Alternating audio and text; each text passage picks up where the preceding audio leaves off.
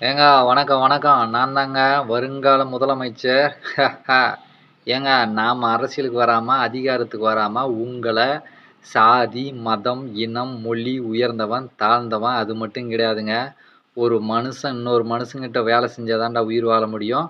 இன்னொரு மனுஷங்கிட்ட வேலை செஞ்சு தான்டா உயிரே வாழணும்.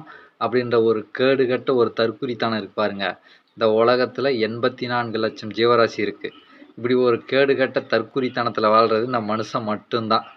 அதாவது வாரத்துல 1 நாள், மாசத்துல 4 நாளு, வருஷத்துல 48 நாள்னு லீவு நாள்ல இயல்பு வாழ்க்கைய வாழ்ந்துட்டு, மத்த அத்தன நாளும் வேலை செய்து உறங்குறதுக்கு காலத்த செலவழிச்சுட்டு வாழ்ற ஒரு தற்குறித்தனமான ஒரு உயிரினம் இருக்கு பாருங்க. இந்த மனுஷன தவிர வேற எந்த ஒரு உயிரினமும் இல்ல.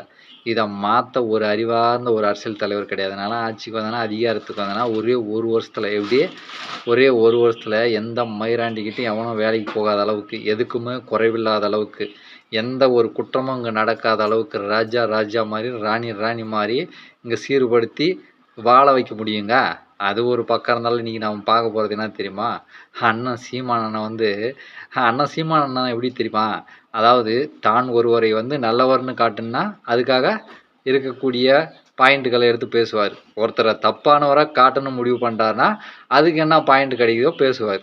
ஆனா இந்த தம்பிங்க இருக்கிறாங்க பாரு, இந்த தற்குறி தம்பிங்க, அதை கேட்டு நம்பி வீணா போற தம்பிங்க, டேய் உங்களுக்கெல்லாம் மண்டையில என்ன சொல்றது, மூளைன்றது அறிவுன்றது ஏதோ கொஞ்சமான இருக்காடா.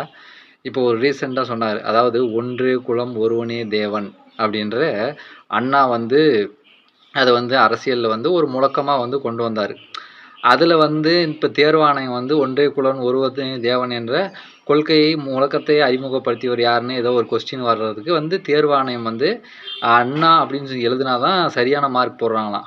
இல்ல திருமூலர் அப்படின்னு சொல்லிட்டா அது வந்து தப்பு அப்படின்னு சொல்லிடுறாங்களாம். அதனால தேர்வாணையத்தை வந்து எதை கொண்டு அடிக்கலாம் இந்த தற்குறி தேர்வாணையத்தைய அப்படின்ற மாதிரி பேசுறாரு. அண்ணே, தேர்வாணையம் தற்குறித்தனமா இருக்கட்டும். திருமூலர் என்ன சொன்னாரு? ஒன்றே குலம் ஒருவனே தேவன் யாருக்கு சொன்னாரு? தமிழ் பேசுறவங்களுக்கு மட்டும் சொன்னாரா, இல்ல தெலுங்கு பேசுறவங்களுக்கு மட்டும் சொன்னாரா, இல்ல மலையாளம் பேசுறவங்களுக்கு மட்டும் சொன்னாரா? இந்த உலகத்துல மனுஷனா பிறந்த அத்தனை பேருக்குமே, அத்தனை உயிர்களுக்கும் சொன்னார். நம்ம ஒன்றே குலம்டா, ஒருவனே தேவன்டா நம்மளை படைச்சது அப்படின்னு.